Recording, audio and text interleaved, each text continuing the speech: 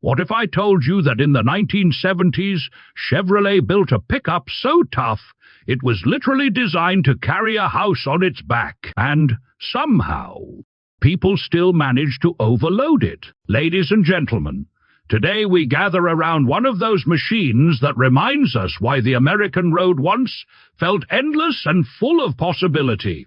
The 1976 Chevrolet K20 Pickup Camper Special is not merely a truck.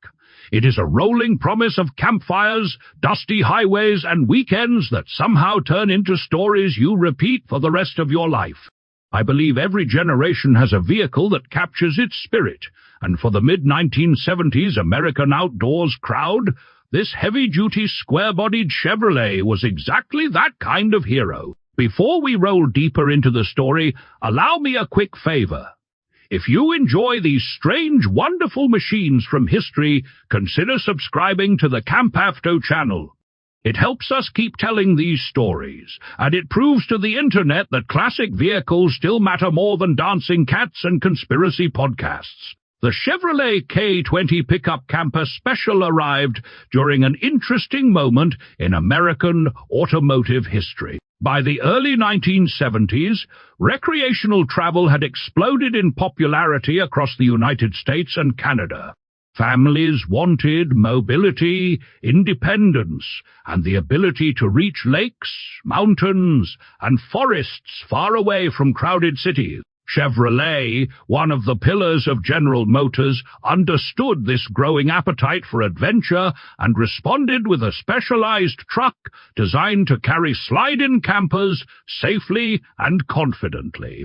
The K20 was part of Chevrolet's famous square-body truck generation introduced in 1973. These trucks replaced the previous rounded designs with sharp edges, wide stances, and bodies that looked almost architectural.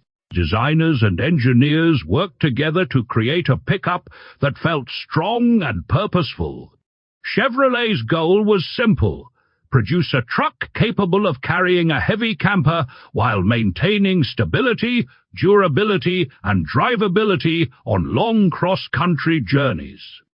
The Camper Special package was created for exactly that mission.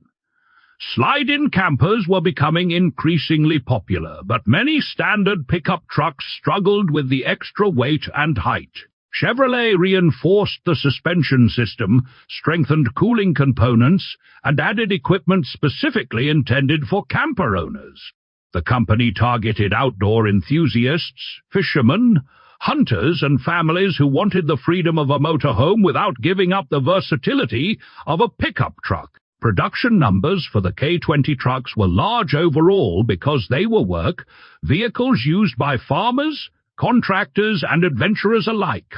However, trucks equipped with the Camper Special configuration were more specialized and therefore less common. Surviving examples today are highly appreciated by collectors who admire the rugged engineering and the cultural connection to North American road trade traditions. Technically, the 1976 Chevrolet K20 Camper Special represented the heavy-duty side of Chevrolet's pickup lineup. Power typically came from large American V8 engines built for torque and durability rather than delicate efficiency. One widely known option was the 454 cubic inch Big Block V8, equal to approximately 7.4 liters. This engine produced around 230 horsepower, roughly 172 kilowatts, and delivered strong low-speed torque ideal for hauling heavy loads. Drivers who wanted durability often paired the engine with a 4-speed manual transmission, a gearbox that allowed better control when towing or climbing steep mountain roads with a camper in the bed. The engine sat in the traditional front-engine configuration, driving all four wheels through Chevrolet's proven four-wheel drive system. The K20's reinforced ladder frame supported heavy-duty suspension components, including robust leaf springs and durable shock absorbers. Braking was handled by front disc brakes and rear drum brakes, a common setup for heavy trucks of the era. Large steel wheels carried thick truck tires capable of supporting the additional weight of a slide-in camper. Dimensionally, the truck was substantial.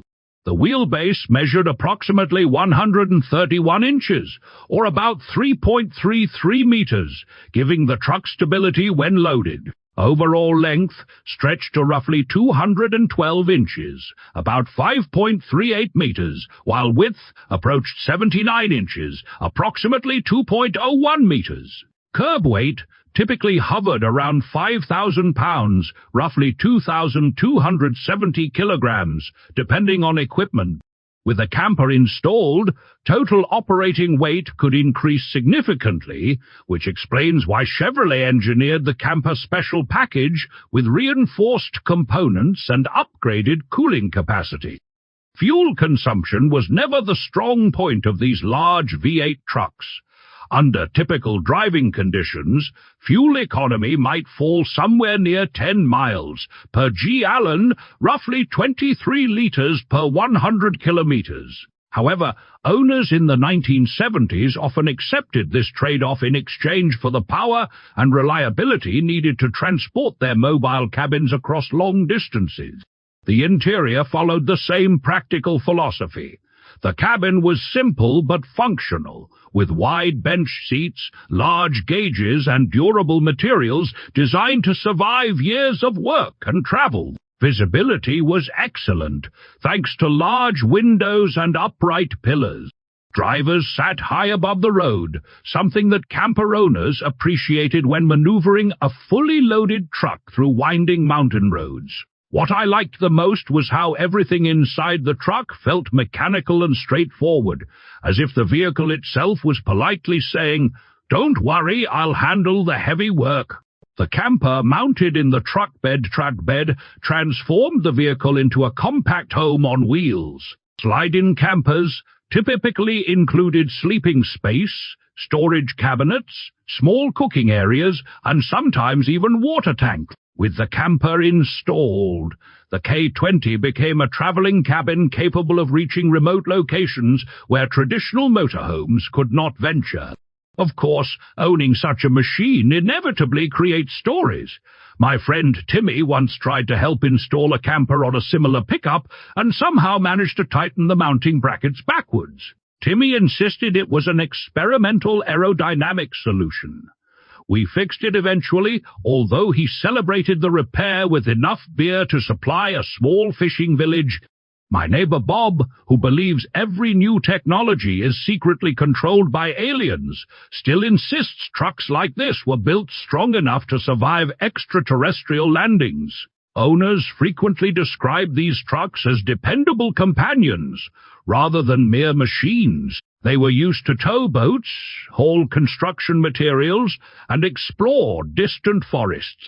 Many trucks worked for decades before being restored by collectors who value their heritage. When new, in 1976, a Chevrolet K20 pickup camper special typically cost around $5,000 to $6,000 depending on equipment. In modern value comparison, that equals roughly $23,000 to $27,000 today, approximately 21,000 to 25,000 euros.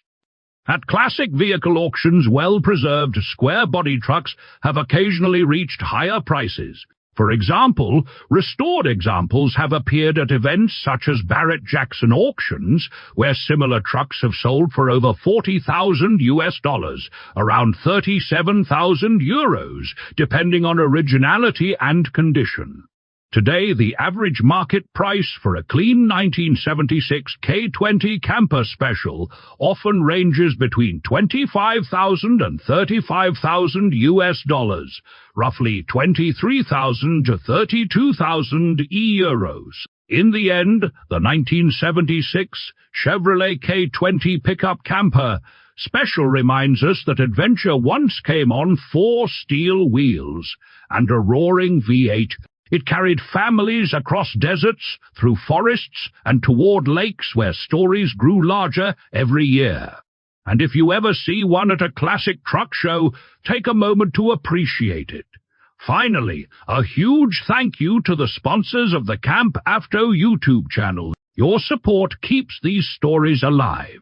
And to everyone watching, may your roads be long, your engines reliable, and may your friend Timmy never be allowed to install your camper without supervision.